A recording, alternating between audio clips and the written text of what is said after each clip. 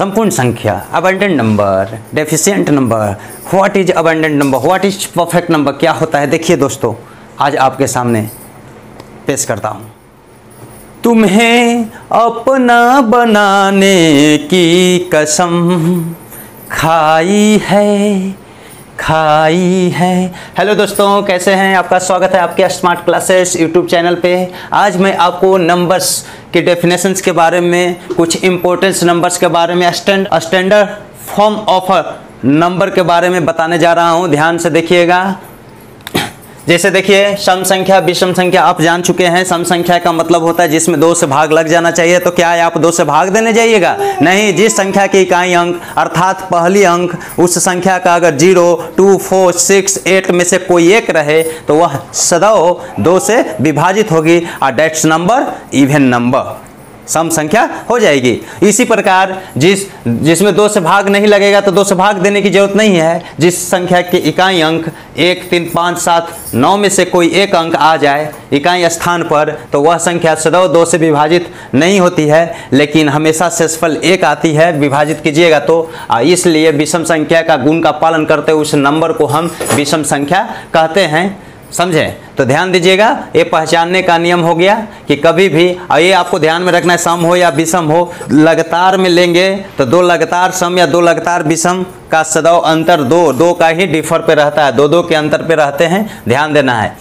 समझे कि नहीं? सब एक प्राकृत नंबर है। अब आपको सम और विषम का स्टैंडर्ड फॉर्म जानना है। सम संख्या का मानक, सामान्य, व्यापक रूप, ये सब जो है स्टैंडर्ड फॉर्म या general form of even number. इसी प्रकार विषम संख्या का व्यापक रूप या सामान्य रूप या मानक रूप कह सकते हैं। समझे? जिसको स्टैंडर्ड या general form of odd number, इसको क्या बोलते हैं? ऑड नंबर बोलते हैं, ऑड नंबर्स बोलते हैं। अब आप देखिए, स्टैंडर्ड फॉर्म ये अलजेब्रा में जैसे यूज करने के लिए आ जाता है, इसलिए मैं बतला रहा हूँ।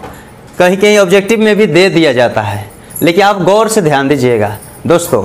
ठीक, जैसे देखिए 2n, ये सम संख्या का स्टैंडर्ड फॉर्म होता है। 2n तो क्या निश्चित n ही बोलेंगे? नहीं, आप 2p भी कह सकते हैं, 2x भी कह सकते हैं, 2m भी कह सकते हैं, 2n भी कह सकते हैं, 2r भी कह सकते हैं, कुछ भी कह सकते हैं। बट ध्यान देना है कि ये जो p है, x, m, n, r, ये जो है वह क्या होना चाहिए? n belongs to n, natural number. Belongs to का मतलब का सदस्य, एलिमेंट हो जाना, माने n के जगह पर प्राकृतिक संख्या रखिए। क्यों? 1, 2, 3, 4 इन्फिनिटी, वे सब प्राकृतिक संख्या होती है। गिनती की संख्या को ही 2 पार्ट में बांटा गया है। ठीक, और लेकिन आप ध्यान दीजिएगा, इसमें जो है n के जगह पर 0 अगर रख देते हैं तो 0 आ जाएगा, जो न तो सम है और न विषम है। तो n के जगह पर 0 नहीं रखना है। वो पूर्णांक में जाएंगे तो उसका स्टैंडर्ड फॉर्म कुछ सम पूर्णांक कह देगा, विषम पूर्णांक कह देगा, तो उसका स्टैंडर्ड फॉर्म यही होता है। बशर्ते कि ये n पर विचार जो करते हैं वो n क्या होना चाहिए, वो ध्यान देना है कि n के जगह पर पूर्ण संख्या रख दिए या कोई पूर्णांक प्लस माइनस 0 सब होता है, कोई भी रखेंगे तो सम संख्या का व्यापक रूप, सम पूर्णांक का व्यापक रूप मिलेगा। ठीक, ध्यान दीजिए। n जैसे देखिए 2n कैसे आता है? n के जगह पर सम रखिए चाहे विषम रखिए, इवन रखिए या ओड नंबर्स रखिए, n1 रखते हैं तो 2n का मतलब 2 से n में गुना हुआ है, तो 2 गुने 1 बराबर 2। n के जगह पर 2 रखते हैं, n के जगह पर 2 रखेंगे तो 2 गुने 2 4, n के जगह पर 3 रखेंगे 2 इंटू 3 6, 4 रख कर देखिए 2 इंटू 4 8, 5 2 इंटू 5 10, 2 इंटू मैंने 2 से 5 बार किसी भी संख्या। गुना क्या है? गुना, एक चीज ध्यान दीजिएगा, गुना का मतलब क्या होता है? देखिए 2 मैं कितने बार लिखा हूं? 1 2 3 4 5, 2 को 5 बार मैं लिखा हूं। तो किसी संख्या को बार बार जोड़ने की संक्षिप्त क्रिया को ही मल्टीप्लिकेशन, दैट्स कॉल्ड गुना कहते हैं। ध्यान दीजिएगा, किसी भी संख्या, एक ही संख्या को कितने बार हम जोड़ रहे हैं? 5 बार जोड़ रहे हैं। जोड़ कर देखिए 1 2 3 4 5 कितना आएगा? 10। इसी को संक्षिप्त रूप 2 5 बार जुटा है तो 2 गुने 5, 2 5 बार जुटा है 2 गुने 5 तो 10। ये होता है जोड़ने की संक्षिप्त क्रिया, मल्टीप्लिकेशन कहलाती है, गुना कहलाती है। ठीक, तो एक चीज ध्यान दीजिए। अब यहाँ आपको देखना है कि ये सब जो नंबर हम लिए हैं 1 2 3 4 5, इसमें विषम लिए तो सम लिए तो सम, विषम लिए तो सम, कहने का मतलब सम या विषम कुछ भी ले रहे हैं, इधर क्या आ रहा है, सम संख्या आ रहा है, 2 से विभाजित होने वाली ही आ रही है। इस प्रकार डॉट डॉट डॉट n बराबर हम क्या लेंगे, लास्ट संख्या n बराबर n ही मान लिए, तो 2 गुने n, जैसे 2 से ही ना गुना हो रहा था, तो 2 गुने 5 कर रहे थे, 2 गुने 5 कह रहे थे तो 10, तो 2 गुने n, तो 2 गुने n लास्ट, n के जगह 5, 10, 15 कुछ भी लीजिएगा, यहाँ जो आ रही है वो क्या इंडिकेट कर रही है, कहने का मतलब n या तो सम हो या तो विषम हो, लेकिन जब हम यहाँ पे पुट करेंगे वैल्यू, तो ये होल वैल्यू जो मान दे रही है 2n क्या दे रही है, सम संख्या दे रही है। क्या आ रही है, हमेशा सम संख्या आ रही है, ये जो है हमेशा सम संख्या, इसलिए व्यापक रूप 2n होता है। लेकिन n ध्यान देना है, n प्राकृतिक संख्या ही रखना है, क्योंकि ये तो निगेटिव नहीं, सम संख्या चाहे विषम संख्या पॉजिटिव होता है, सब रियल नंबर है। इस प्रकार आप विषम के लिए चलिए, विषम का एक फॉर्म होता है 2n + 1, 2n + 1, जहाँ n जो है, अब यहाँ पे कंडीशन है, यहाँ पे प्राकृत, यहाँ भी प्राकृत रख सकते हैं, लेकिन एक जो है ना, एक नहीं मिलेगा जो विषम है, इसलिए यहाँ n belongs to whole number, पूर्ण संख्या, यहाँ पूर्ण संख्या रखेंगे, 0 1 2 3 4। अब कहिए सर कि हर जगह चेंज क्यों हो रहा है, तो ये माइंड में आपको नहीं रखना है। आपको जैसा क्वेश्चन पूछेगा, मेरा विश्वास है कि आप लोग सोल्व कर लीजिएगा। वो चीज़ आपको ध्यान देना है, यहाँ पे 0 रखेंगे तो 2 से 0 में गुना करेंगे, 0 हो जाएगी, जो ना तो सम है और ना विषम है। 0 एक पूर्णांक है, समझे, और 0 सम पूर्णांक भी नहीं होता है, आगे बतलाते हैं, अभी बने रहिएगा, ध्यान दीजिए। तो 2n + 1, तो यहाँ n 0 लिया जाएगा, माइनस वाला वैल्यू नहीं है, होल नंबर 0 1 2 3 पूर्ण हो जाते हैं। जब 0 आ गया तो पूर्ण, क्योंकि 0 से 9 तक जो अंक होते हैं उन्हीं की सहायता से संख्या बनाई जाती है। अब देखिए n बराबर 0 रखिए, n बराबर 1 रखिए, 2 रखिए, 3 रखिए, 4 रखिए। अब कहने का मतलब है कि 0 सम विषम नहीं है, लेकिन हम एक को लाने के लिए कहने का मतलब ये 0 रखें तो सम रखें नहीं। ऐसे अलजेब्रा में सम के रूप में काउंट किया जाता है, 1 2 3 4, यहाँ सम विषम कुछ भी आप लीजिए, 2 गुने 0 + 1 तो 1 आ जा रहा है, 2 गुने 1 + 1 तो 3 आ जा रहा है, 2 दूनी 4 + 1 तो 5, 3 रखेंगे तो 2 गुने 3, n की जगह पर +1 तो 7, 2 गुने 4 + 1 तो 9। ये तो क्लियर हो रहा होगा, यानी n 4 है तो n की जगह पर 4 रखिए, 2 से 4 में गुना और +1 तो 9, क्योंकि आगे की ओर बढ़ता है इसलिए +1 करते हैं। जब यहाँ -1 कर देंगे तो पूर्णांक बन जाएगा, हम संख्या बतला रहे हैं, ये ध्यान देना है। लेकिन अब डॉट डॉट डॉट इसी प्रकार से 5 6 10, तो n बराबर क्या रखेंगे, लास्ट संख्या n ही मान लेते हैं। तो 2 गुने n + 1 बराबर 2n + 1, यही जो है विषम संख्या का व्यापक रूप, standard form of odd numbers कहा जाता है। ध्यान दीजिएगा दोस्तों, आपको ध्यान देना है, यानी n के जगह पर हम कुछ भी अगर p रख देंगे तब क्या आ जाएगा, 2p + 1, बशर्ते केवल ये ध्यान दीजिए कि p जो होना चाहिए वो होल नंबर हो, या p जो होना चाहिए वो किसका नंबर हो, होल का हो या नेचुरल नंबर हो, समझे। होल में इसलिए कि 0, यहाँ सम विषम कुछ भी रख रहे हैं तो क्या आ रहा है, विषम ही आ रहा है कि नहीं, सब ये टोटल जो आने वाला है विषम ही आ रहा है। लेकिन इधर क्या है, समो है, विषम भी है, यानी कुछ भी वैल्यू रख रहे हैं, क्या आ रहा है, ये जो व्यापक रूप बतला रहा है कि इस पे पुट करेंगे प्राकृतिक संख्या को तो हमेशा विषम मिलेगा, इसलिए standard form of odd numbers 2n + 1 होता है। अब आपको ये क्यों बतलाए हैं, तो आपको कोई कहेगा x के पावर 2p + 1, अब p का कंडीशन कि कोई प्राकृतिक संख्या हो तो ये नंबर क्या इंडिकेट करेगा, विषम, इसलिए बताया कि आपको जानना है कि घात क्या होना चाहिए, विषम। कह देगा कि 2x + 1, ये 2x + 1 कोई संख्या x का वैल्यू कुछ भी हो, में 2 से भाग देंगे तो कितना आंसर आना चाहिए, तो हमेशा 1, हमेशा 1, क्योंकि शेषफल 1 आता है, क्योंकि ये सम विषम है, विषम में 2 से भाग देंगे तो 1, इसलिए ये चीज बतलाया गया है। ये स्टैंडर्ड फॉर्म आप लोग को इसीलिए याद करना है। अब आप देखिए, सम या विषम पूर्णांक कह देगा तो पूर्णांक का व्यापक रूप में यही रहेगा 2n, सम में तो 2n ही रहेगा, बशर्ते इवन में 2n + 1 चाहे 2n - 1। जब -1 करते जाते हैं ना तो इधर माइनस में भी वैल्यू मिलता है, लेकिन प्राकृतिक संख्या का ही पार्ट रहता है, केवल निगेटिव हो जाता है, इसलिए पूर्णांक तो बनती है ना, पूर्णांक के तो कंडीशन है ना कि पूर्णांक 0 प्लस उधर में माइनस इधर में, मैंने बतलाया था पूर्णांक का व्यापक रूप कैसे संख्या रेखा पर रिप्रेजेंट किया जाता है। ठीक, अब आपको ध्यान देना है कि n क्या होना चाहिए, कोई पूर्णांक ले लीजिए, कोई पूर्णांक ले लीजिए, n का मान यहाँ कोई पूर्णांक, पूर्णांक का मतलब क्या होता है 0 + 1 2 3 इधर इन्फिनिटी तक, इधर -1 -2, ये कुछ भी आप ले लीजिएगा गिनती, बटा ऐसे में नहीं, अपूर्णांक नहीं पूर्णांक लेना है। तो यहाँ कुछ भी लीजिए, मान लिया 0 लेंगे तो -1 आ जाएगा, तो पूर्णांक कहलाएगा, इसलिए पूर्णांक वाला में ये होता है। सम संख्या का ये नहीं होता है, सम पूर्णांक का होता है, 2n-1 भी होता है। n की जगह पर आप x, p, q, r कुछ भी लीजिए, बशर्ते जो लीजिएगा उसका वैल्यू क्या होना चाहिए, प्राकृत होगा कि पूर्ण होगा कि पूर्णांक होगा। समझ में तो आ ही गया होगा, राइट। चलिए आगे बढ़ते हैं। अब दोस्तों दूसरे नंबर पर विचार करेंगे। जैसे देखिए संपूर्ण संख्या, ये इंपॉर्टेंट है ये, लेकिन ये दोनों जो है ना, अबंडेंट और डेफिशिएंट। ये अबंडेंट का मतलब होता है प्रचुर, डेफिशिएंट का मतलब होता है कम हो जाना, कमी। ये ध्यान दे, प्रचुर यानी अधिक हो जाना। लेकिन इसमें आपको ये ध्यान देना है, फैक्टर के बारे में जानना है। जैसे कभी भी आपको 4, 8, 3 इसका फैक्टर बोला जाए, दैट मीन डिवाइजर बोला जाए, डिवाइजर की कौन कौन से इसके भाजक है, माने किन किन संख्या से कटती है वो ध्यान दीजिएगा।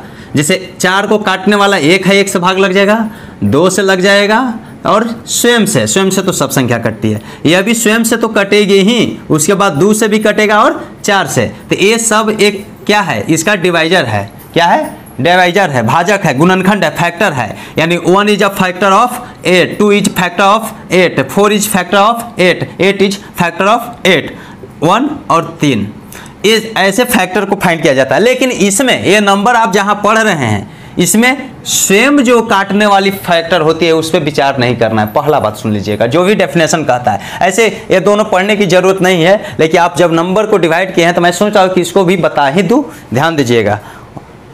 जैसे देखिए संपूर्ण संख्या, कंप्लीट नंबर, कोई संख्या संपूर्ण तभी होगी यदि उसके सभी गुणनखंडों का योग संख्या का दुगना हो। संख्या का दुगना हो, समझ में तो आ ही नहीं रहा होगा। कहने का मतलब है कि कोई संख्या पर विचार कीजिए। जैसे मैं 12 संख्या लेता हूं, अब 12 संख्या पर विचार किए, फर्स्ट कंडीशन। दूसरा डेफिनेशन, वैसी संख्या जो स्वयं को छोड़कर अपने सभी गुणनखंडों भाजकों के योग के बराबर हो, डिवाइजर के योग के बराबर हो। सब मल्टीपल्स जो होते हैं ना, इसको बोल सकते हैं सब मल्टीपल्स, सब मल्टीपल्स भी बोल सकते हैं। ऐसे तो ये गुणनखंड के रूप में जाना जाता है। लेकिन ध्यान दीजिए, पहले आप ध्यान दीजिए, 12 को काटने वाला कौन कौन सा संख्या है, तो 2 तरह से गुणनखंड भी निकाला जाता है। लेकिन वो छोड़िए, पहले ये देखिए, 1 से कटेगा, 2 से कट जाएगा, 3 से कट जाएगा, 4 से कट जाएगा, 6 से कट जाएगा और स्वयं 12 से कट जाएगा। कहने का मतलब है कि यदि ये 12 संपूर्ण तभी होगी, आपको याद करना है, ध्यान दीजिएगा। 1 से 1000 के बीच, 1 से 1000 के बीच, 1 से 100 तक के बीच 2 ही संपूर्ण है, 6 और 28। 1 से 1000 के बीच 3 संपूर्ण संख्या होती है, 1 और 1000 के बीच 3 ही संपूर्ण संख्या, 6, 28 और 496। तो ऐसे डायरेक्ट याद रख सकते हैं कि 1 और 100 के बीच 2, 6 और 28, और 1 से 1000 के बीच 496। बाकी जो अदर संख्या दे देगा तो आप इस नियम से बनाइएगा, बाकी अदर संख्या देगा तो इस नियम से बनाइएगा कि जो संख्या दे दिया 12 संपूर्ण है कि नहीं, तो फैक्टर लिख लेंगे और सब फैक्टर को जोड़ेंगे, 1 + 2 + 3 + 4 + 6 + 12, सबको ऐड कीजिए। 12, 6, 18, 4, 22, 3, 25 और 2, 27 और 1, 28। राइट किए हैं, देखिए 3, 3, 6, 4, 10, 16, 12, 28। क्या 28? ये 28 जो आई, the sum of all divisor of this number, जितने भी डिवाइजर थे इसका फैक्टर जो थे सबको जोड़ दिए तो 28 आया। तो क्या ये 12 के दुगना 24, 12 के दुगना करेंगे 24, ये दोनों बराबर है? नहीं, बराबर नहीं है, तो नॉट, इट में नॉट बी कंप्लीट नंबर। 12 जो है कंप्लीट नंबर नहीं होगा, बराबर होना चाहिए तभी कंप्लीट होगा। ऐसे तो आप पता कर लीजिएगा। दूसरी नंबर ले लीजिए, जैसे मान लीजिए कोई कह दिया 25 लीजिए, तो 25 का फैक्टर 1, 5 और 25, ठीक। तो 1, 5, 25 सबको जोड़ दीजिए 31, और इसका दुगना कीजिए 50, क्या बराबर हुआ? नहीं, तो ये भी कंप्लीट 25 कंप्लीट नंबर नहीं होगा। दूसरा नियम कह रहा है कि वैसी संख्या जो स्वयं को छोड़कर अपने सभी भाजकों के योग के ही बराबर होगा, दुगना करने की जरूरत नहीं है। केवल जैसे मान लिए हम 12 ही लिए, 1, 2, 3, 4, 6 और 12 से कटेगा, यही ना, तो 12 को छोड़ देना, ये 12 से भी कटेगा। सब जो भाजक है ना फैक्टर, सबको जोड़िए, लेकिन इस स्वयं को छोड़ देना है, स्वयं को नहीं, क्योंकि स्वयं को हटा देना है, ठीक। जोड़िए 6 और 4, 10, 3, 13, 2, 15, 1, 16 के बराबर होना चाहिए। बराबर हुआ? नहीं। ये दो कंडीशन होता है। अगर टोटली गुणनखंड को लेंगे जिसमें स्वयं भी आ जाएगा, तब फिर इस संख्या के दुगना कीजिएगा तब बराबर होगा, तब संपूर्ण होगा। और केवल स्वयं को छोड़ देंगे, बाकी जो बच गया उसको जोड़कर देखेंगे दोनों बराबर हो गया, तब संपूर्ण कहलाएगी। यानी 12 यहाँ पे कंप्लीट नंबर ना है। अब ध्यान दीजिए, आपको बतला दिया 6, 28, 496, 1000 तक 3 ही संख्या होती है जो संपूर्ण है। जैसे 6 को लेते हैं, 1 किससे किससे कटेगा, 1 से, 2 से, 3 से, 6 से कटेगा, जिससे कटेगा वो टोटल लिख लिए। इस सब को जोड़िए, 6, 3, 9, 2, 11, 1, 12, 12 आया। सब स्वयं को भी लिए हैं, तब ये दुगना कीजिए, 6 दूनी 12, यानी संपूर्ण, ये राइट है। यानी बस 6 जो है 6 संपूर्ण संख्या है।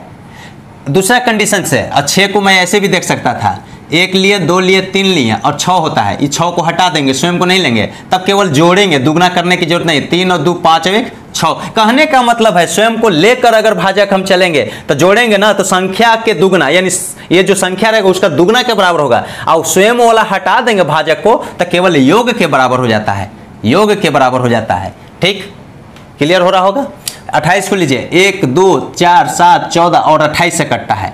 1, 2, 3 और 4, 7, 7, 14 और 14, 28। स्वयं को नहीं लेंगे, केवल जोड़ेंगे तो 28 हो गया, संपूर्ण है। और स्वयं फिर 28 जोड़ेंगे, 28, 28, ये सब को जोड़ देंगे तो क्या हो जाएगा, ये सब को हम जोड़ेंगे तो 56 आ रहा है। और ये 56 जो आ रहा है, 56 को हम लिख सकते हैं 2 गुने 28, और 28 क्या है, ये नंबर है। 28 गुने जब 2 हम करते हैं तो 28 दूनी 56, यानी ये 28 जो है संपूर्ण संख्या है।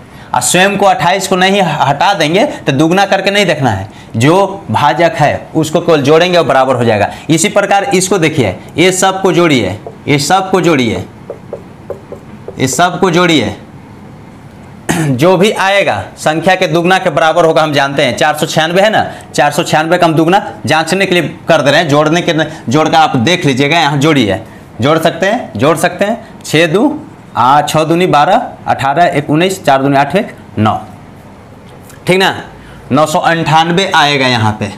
998 क्या है, संख्या का दुगना है कि नहीं। 496 में 2 से गुना करेंगे तो आएगा कि नहीं, इसलिए कहा जाएगा कि ये 496 संपूर्ण संख्या है, ये तीनों संपूर्ण संख्या है। तो दोस्त ध्यान दीजिएगा, 496 का दुगना जो होता है 992 होता है। जहाँ 498 लिखे वहाँ 496 समझिएगा, ये मिसप्रिंट हो गया है, आप खुद से सुधार लीजिएगा। ध्यान दीजिएगा, फैक्टर भी लास्ट वाला 496। तो कोई अगर संख्या जैसे ये दे दिया गया तो ये दोनों नियम से आप बना सकते हैं। या तो इसको लेकर चलेंगे, सब जोड़ेंगे तो इसका दुगना 12 का दुगना 24 के बराबर होना, 24 आना चाहिए, और नहीं आएगा तो संपूर्ण नहीं है, ये पता करना रहेगा। और अगर इसको छोड़ देते हैं तो केवल योग जो भाजक है स्वयं को छोड़ेंगे तो भाजक के बराबर होना चाहिए, राइट। अब आइए दोस्तों, अबंडेंट नंबर, प्रचुर संख्या। ये संख्या जानते हैं, प्रचुर मतलब बढ़ जाना, स्वयं से बढ़ जाता है। जैसे देखिए, कहने का मतलब है कि 36 है ना, 36 का गुणनखंड लीजिए, लेकिन इसमें ध्यान देना है, ये जो कहता है कि the sum of all divisor, सभी जो डिवाइजर भाजकों का योग, एक्सेप्ट इट सेल्फ, स्वयं को छोड़कर, is larger than this number, तब उसको मान जो दी गई नंबर है उससे बड़ा होना चाहिए। यानी स्वयं को छोड़कर, डेफिनेशन में ध्यान दीजिएगा, स्वयं को छोड़कर किसी संख्या का सभी भाजकों का योग, भाजकों का योग उस संख्या से क्या होना चाहिए, बड़ा होना चाहिए, बड़ा हो तब। इसका वही उल्टा, स्वयं को छोड़कर, कहने का मतलब a deficient number has the sum of all divisor except itself, स्वयं को छोड़कर, is smaller than its number, smaller than its number, itself स्वयं से कम हो तब। अब देखिए, स्वयं को छोड़कर किसी संख्या का सभी भाजकों का योग उस संख्या से कम हो, उस संख्या से कम हो तब कहेंगे।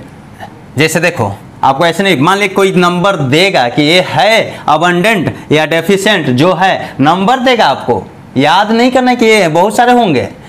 तो 36 दे दिया, 36 का गुणनखंड क्या होता है, एक 36 बराबर लिख रहे हैं, ये गुणनखंड लिख रहे हैं, ये 36 ऐसे लिख देते हैं, 36 बराबर नहीं, एक गुणनखंड होता है, 2 से कटता है, 3 से कटता है, 4 से कटता है, 6 से कटता है, 12 से कटता है, नहीं 9 से भी कटता है, 9 से, 12 से, 18 से कटेगा, और 36 से स्वयं से तो कटेगा। तो ये इसी को नहीं लेना है, इसको नहीं लेना है, ऐसे घेर देते हैं, स्वयं को नहीं लेना है। कहने का मतलब ये नंबर, कोई number, any number is called हम abundant number which the sum of all divisor except itself is more than itself, स्वयं से बड़ा होना चाहिए। इसके सब हम डिवाइजर को ले लिए, सब गुणनखंड को लिए, लेकिन स्वयं वाला छोड़ दिए। इस सब को अगर हम जोड़ते हैं, सब को हम जोड़ते हैं, तो जोड़िए, 3 3 6, 2 1 3 3 6 4 10 16 और 9 25 और 12 37 और 18, 25 12 37 और 10 47 और 8 55, क्या आया, 55 आया। अब 55 क्या है, 36 से बड़ा है कि छोटा है, ये देख लेंगे। ये 36 से क्या है, 55 ग्रेटर देन 36, तो लार्जर देन इट्स नंबर, बड़ा होना चाहिए, जो जोड़ेंगे वो बड़ा होना चाहिए। मान लिए, देखिए एक ही एग्जांपल लीजिए, आप कोई भी नंबर लीजिएगा, ठीक, 36 55 आया, स्वयं को छोड़ दिए, बड़ा है, मोर देन है, ये मोर देन है, क्या बोलते हैं इसको, मोर देन बोलते हैं साइन को, तो मोर देन है, इसलिए इसको हम क्या बोलेंगे, अबंडेंट नंबर बोलेंगे, अबंडेंट नंबर, अबंडेंट नंबर कहेंगे। इसी प्रकार देखिए 9 को लिए, 1 है, 3 है और 9 से कटेगा, लेकिन ये स्वयं को, स्वयं का गुण, स्वयं वाला गुणनखंड छोड़ दीजिएगा जो स्वयं से कटता है, इसको नहीं लेना है। आइए जोड़िए, 4 आया, और 4 क्या है, स्वयं संख्या से क्या है, 4 क्या है, लेस कर रहा है, 4 लेस देन है, ये क्या है, लेस देन है, लेस देन है 4, इसलिए इस संख्या ये जो है क्या हो गया, डेफिशिएंट नंबर हो गया। डेफिशिएंट ये नाम दे दिया गया, इसकी जरूरत नहीं है, पढ़ना नहीं है, जानना है। जैसे मान लिया अब कोई, इसका मतलब क्या हुआ, स्वयं को छोड़कर गुणनखंड को देखना है, ये तीनों को स्वयं को छोड़कर देखेंगे तो इसमें है कि सब गुणनखंड को जोड़िए, स्वयं को केवल छोड़ दीजिए तो संख्या के बराबर आ जाएगा, तो संपूर्ण संख्या हो गया। सब गुणनखंड को जोड़िए, स्वयं वाला गुणनखंड छोड़ दीजिए तो संख्या से बड़ा हो जाएगा, तो बड़ा हो गया तो क्या हो गया, यही चीज है, बराबर हुआ, कंप्लीट हो गया।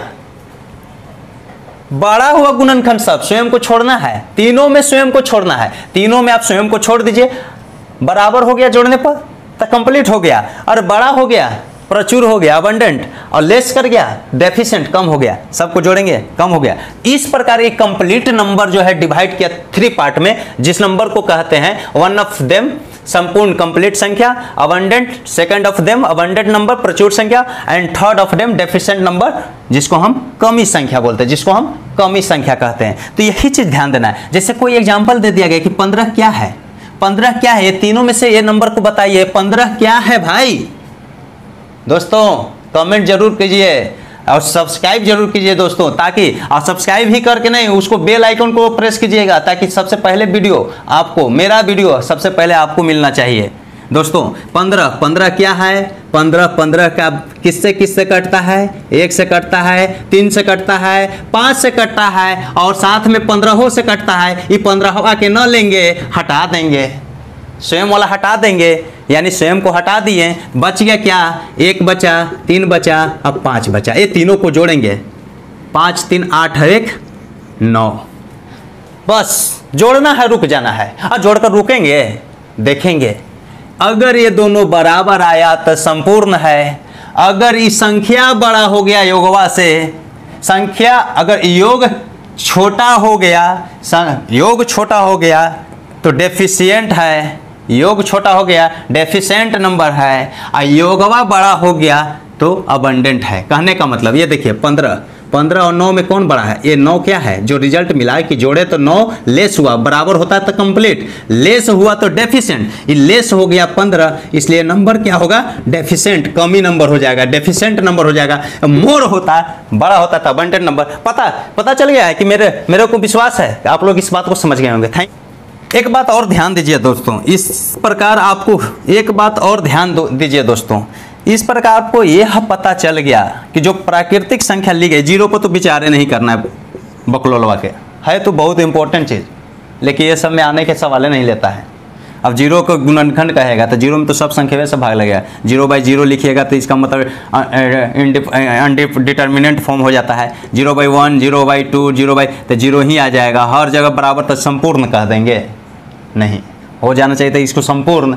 तो जीरो बकलोलवा के छोड़ दीजिए। यहाँ देखिए, इधर देखिए, कहने का मतलब जीरो के बाद जो आता है। अब आपको ऐसे भी प्रश्न पूछेगा, मैं देखने के लिए बोल रहा हूँ। एक एकदम इम्पोर्टेंट चीज़ कह देगा कि सभी अभाज्य संख्या, जितने भी आप अभाज्य पढ़े हैं, जैसे देखिए भाज्य में पढ़े, अभाज्य पढ़े, दो पार्ट ये भी होता है, भाज्य भी होता है, अभाज्य होता है। 4 हो गया भाज्य, और ये मान लेते 3 लिए चाहे 7 लिए, ये हुआ अभाज्य। भाज्य का गुणनखंड 1 और 2 और 4 को नहीं लेंगे।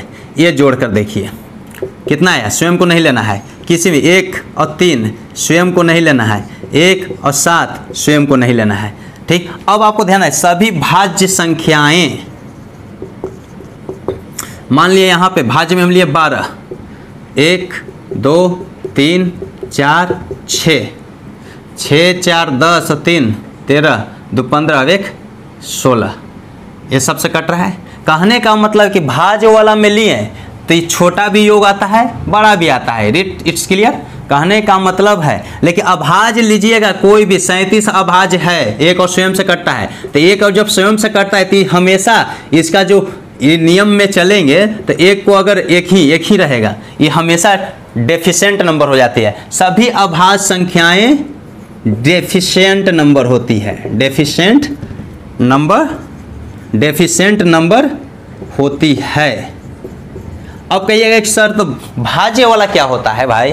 तो अभाज्य तो हमेशा, ये ध्यान देना है कि सभी अभाज्य संख्याएं हमेशा डेफिशिएंट होती है। तो भाज्य वाला क्या होगा? तो भाज्य के लिए बकलोल हम नहीं लिखे हैं, तो भाज्य के लिए समझ जाना कि दोनों हो सकता है भाई। भाज्य वाला तो दोनों हो सकता है। देख लो यहाँ 4 को लिए थे तो 3 ही आया योग, 1 और 4 और 2 तो 3 ही आया। 12 को लिए वो भी है भाज्य, तो 12 को लिए। भाज्य का मतलब तो समझते हैं 2 से अधिक गुणनखंड, अभाज्य का मतलब 2 ही गुणनखंड। जब 2 गुणनखंड होगा स्वयं को नहीं लेना है तो लेसे कर जाएगा ना, राइट। अब भाज्य में तो कहना ही नहीं, तो जोड़ेंगे तो बड़ा भी हो जाएगा। अब भाज्य में ये तीनों, यानी चाहे लिख लो और दूसरा में नोट में आप ध्यान दो, मैं बोल देता हूँ सुन लो। नोट में भाज्य संख्याएं ये तीनों प्रकार की हो सकती है। भाज्य संख्याएं संपूर्ण हो सकती है, अबंडेंट हो सकती है, डेफिशिएंट हो सकती है, लेकिन अभाज्य हमेशा डेफिशिएंट नंबर होती है। थैंक यू दोस्तों, नेक्स्ट वीडियो में फिर मिलते हैं। ओके।